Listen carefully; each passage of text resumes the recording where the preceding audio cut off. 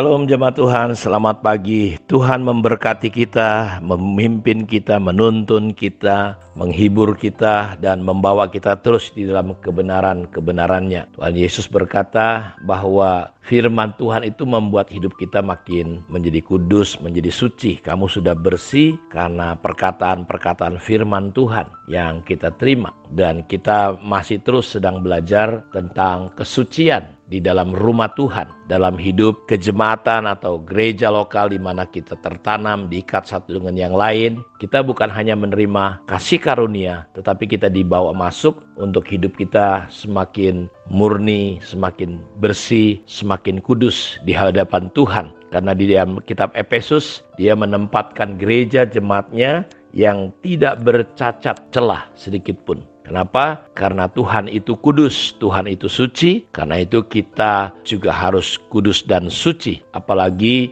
kita sedang hidup di akhir zaman menjelang kedatangan Tuhan. Betapa suci, betapa salehnya lah kita harus hidup. Karena itu kesucian di dalam rumah Tuhan perlu kita bangun, kita jaga. Karena saya percaya di mana Roh Kudus diizinkan bekerja, salah satu pekerjaannya adalah bagaimana membawa kita hidup di dalam kebenaran. Dan mari kita ingin belajar dari sebuah peristiwa kejadian di gereja mula-mula. Ketika gereja hidup dalam kesucian, dalam kekudusan, kita melihat hadirat Allah. Allah menyatakan dirinya itu begitu luar biasa. Kita sudah belajar kemarin di Perjanjian Lama bagaimana bangsa Israel dalam kepemimpinan Yosua mengalami kekalahan besar melawan sebuah suku yang kecil karena mereka tidak kudus, mereka tidak suci, mereka menyimpan barang-barang rampasan yang harusnya ditumpas. Jadi saya meyakini dan mempercayai bahwa ketika gereja hidup dalam kebenaran, dalam kesucian, akan ada kemenangan demi kemenangan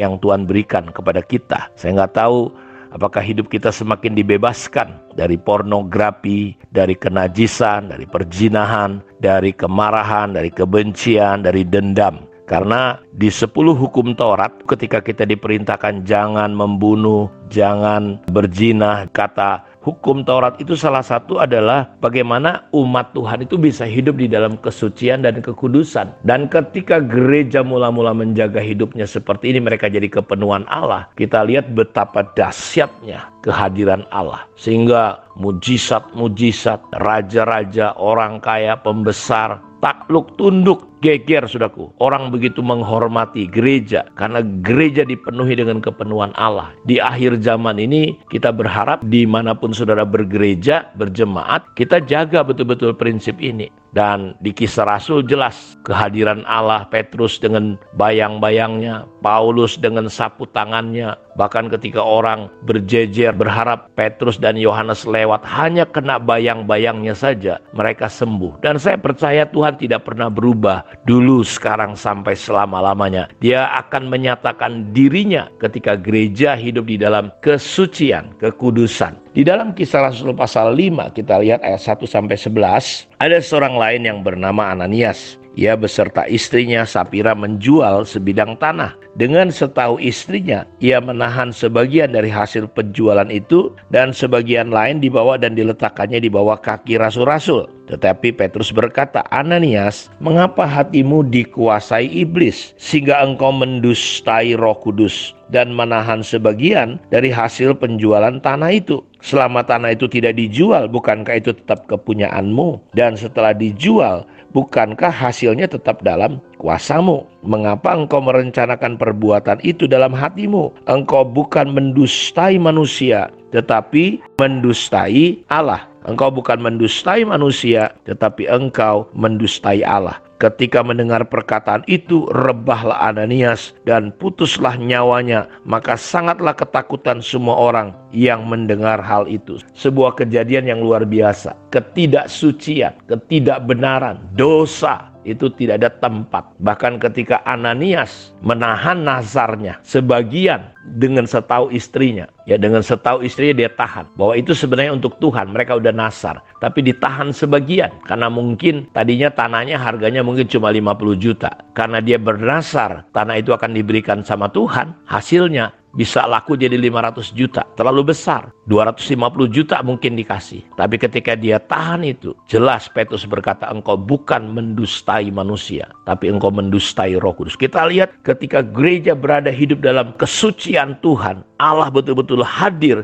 sehingga sedikit dosa saja dampaknya itu begitu besar dan luar biasa. Ananias mati. Seketika juga rebahlah dia. Lalu datanglah beberapa orang muda. Mereka mengafani mayat itu, mengusungnya keluar dan pergi menguburnya. Kira-kira 3 jam kemudian masuklah istri Ananias. Mungkin rumah mereka tidak terlalu lama. Ananias mungkin berpikir ada 250 juta mau beli jalan-jalan ke mall, mungkin mau kemana. Jadi dia nyusul setelah 3 jam. Dan kita lihat dari ayat ini, tetapi ia tidak tahu apa yang telah terjadi. Lalu Petrus berkata kepadanya, katakanlah kepadaku, dengan harga sekiankah tanah itu kamu jual? Jawab perempuan itu, betul sekian. Lihat, mereka berdusta lagi, berbohong lagi. Dan kita lihat kesucian dalam rumah Tuhan itu dahsyat sekali. Dan Petrus berkata, mengapa kamu berdua sepakat untuk mencobai Tuhan? Lihatlah, orang-orang yang baru mengubur suamimu berdiri di depan pintu, dan mereka akan mengusung engkau juga keluar. Lalu rebahlah perempuan itu seketika itu juga di depan kaki Petrus, dan putuslah nyawanya. Ketika orang-orang muda itu masuk, mereka mendapati dia sudah mati.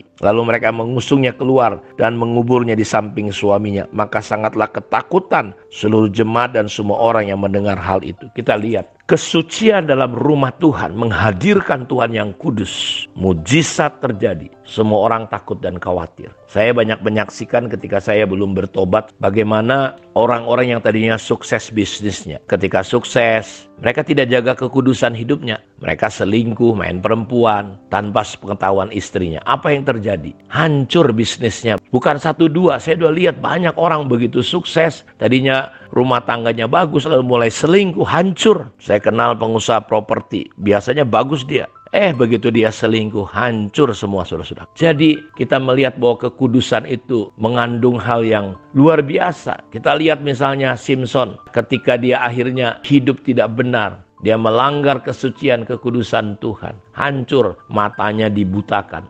ditertawakan. Jadi hari ini gereja terkadang banyak ditertawakan, dilecehkan oleh dunia, karena seolah-olah di dalam gereja itu nggak ada Tuhan. Kenapa? Seperti Tuhan tidak bisa beracara. Karena gereja hidup di dalam kepahitan, perpecahan, gosip, saling menjelekan, saling nggak enak hati. Gimana Tuhan mau hadir? Ingat, Tuhan itu adalah Tuhan yang suci dan kudus. Kita perlu membangun tempatnya, yaitu dengan hidup di dalam kesucian sebagai gereja dan jemaatnya. Saya berdoa, kita berharap apa yang terjadi di Kisah Rasul ini bisa terulang kembali di gereja kita masing-masing. Dan itu hanya bisa terjadi ketika kita menjaga kesucian rumah Tuhan. Kiranya Tuhan memberkati kita semua. Mari kita berdoa. Terima kasih Bapa untuk kemurahan dan anugerah-Mu. Kami percaya firman-Mu membawa kami terus dalam kekudusan. Roh Kudus menuntun kami untuk hidup benar di hadapan Tuhan. Biar gereja-gereja di mana kami ada, kejemaatan kami saling menjaga, saling menghormati, saling membangun kekudusan. Hidup dalam kebenaran firman Allah. Sehingga Engkau bisa tinggal, diam, dan bermanifestasi di dalam kehidupan kami